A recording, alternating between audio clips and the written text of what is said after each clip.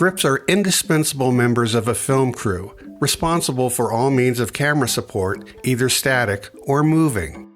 And in conjunction with the cinematographer and the gaffer, they assist in the managing and sculpting of available or generated light. In all matters, Grips look after the safety and general welfare of the cast and crew while working on set.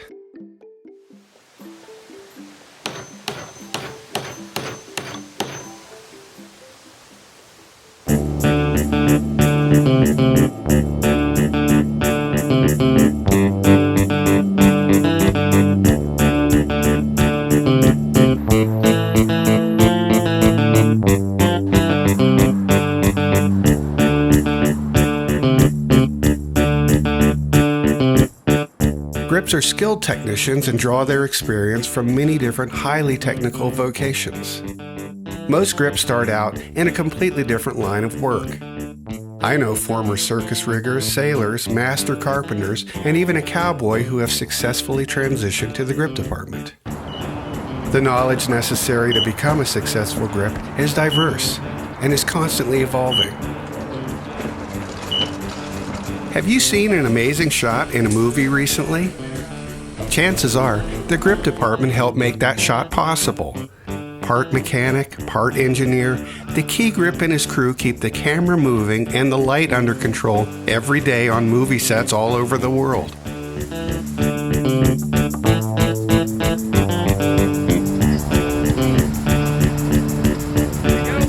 Ready, and action! The key grip is a department head and participates in the preparation phase of production. During prep, the key grip works closely with the cinematographer and the gaffer. This is when the script is broken down, locations are scouted, tests are conducted, and any special equipment required is either fabricated or arranged for. The importance of prep cannot be overstated. Every key grip I know works hard to design the very best shooting plan possible within this time frame. Everyone marvels at the beauty of natural light, but the problem is, it isn't guaranteed and it never lasts very long. That's why most of us prefer the control of shooting on stage rather than battling the sun, the clouds, and the wind. Think of the grip department as the infantry that outflanks the challenges of day exterior conditions. These grips are building a 12 by 12 frame for a scene on the beach today. This one will be used to bounce light onto the actor. In most cases, you want the sun behind your subject, location permitting. This is called shooting in backlight. Grips have all kinds of cards and fabrics for softening or bouncing light to achieve a balanced exposure.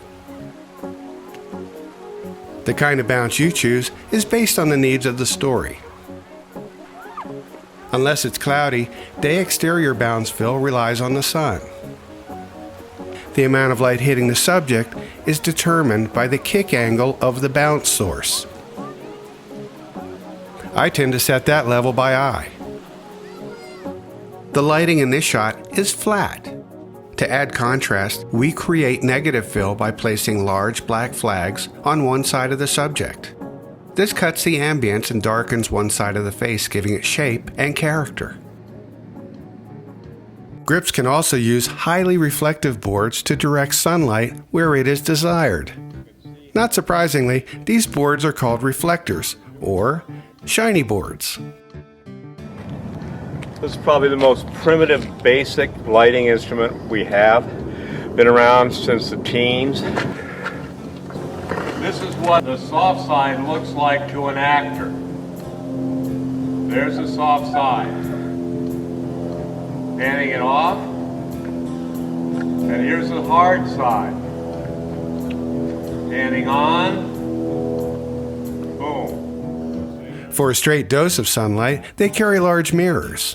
Obviously, you need the sun for these to work and a steady hand on them to prevent the beam from jittering in the wind. So it's a primitive unit, and they're a bit passé now, but we drag one out every week on every shoot for something. Either a splash of light on a back wall, a little soft fill coming in a window, you name it. Occasionally, we have to shoot when the sun is directly overhead. To help reduce unflattering top light, the grips will build a frame and tie a silk or some other diffuse fabric to it. If your scene starts out under cloudy conditions and then clears off, the grips will build a large frame and skin it with a heavy diffusion material to create a cloudy feel. And that maintains the lighting continuity throughout the scene. Flags and nets are called gobos because they go between the light and the subject to make shadows or create texture. Here are the 4 basic gobos grips use to sculpt, diffuse, or cut light. With just one light bulb and gobos made of materials from the office supply and fabric store, you can test a variety of looks at very little expense.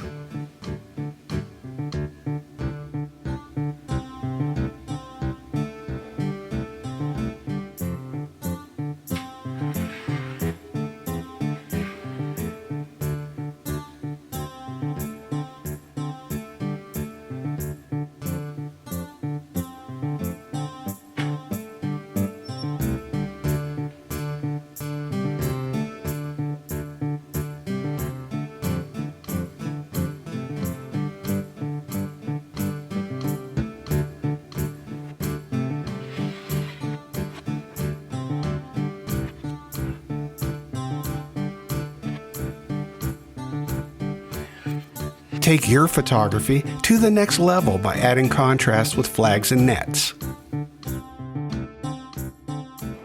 Big setups require rigging grips to get the set ready in advance of the shooting crew. Pre-rigging starts the implementation of the plan created during prep.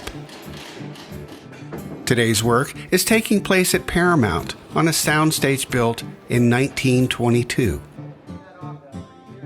These rigging grips are preparing for a visual effects shoot. They'll get most of the big pieces roughed in by the end of the day.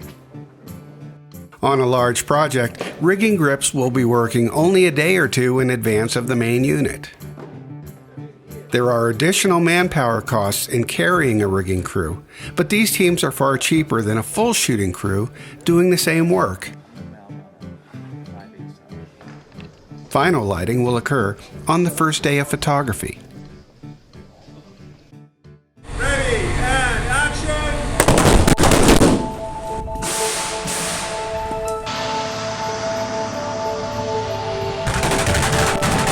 Try to imagine an action movie without camera movement.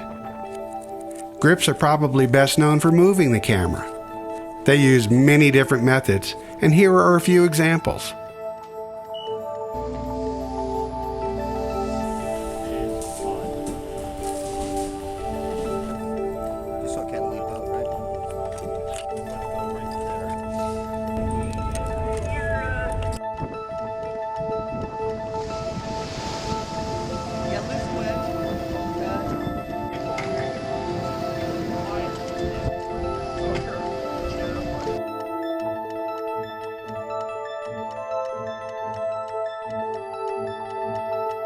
Some grips specialize in rigging cameras to non-movie equipment.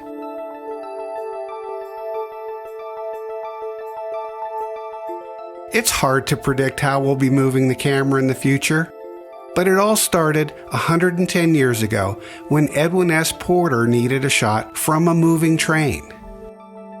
The men who rigged and safetied that camera started a trend that would forever change the way movies were photographed. I'm not sure when they started calling these handy guys grips, but grips were on that train in 1903.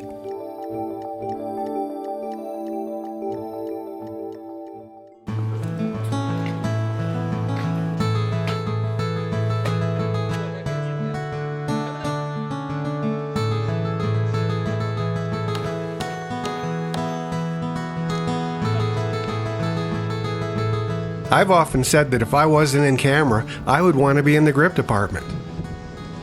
And now you know why.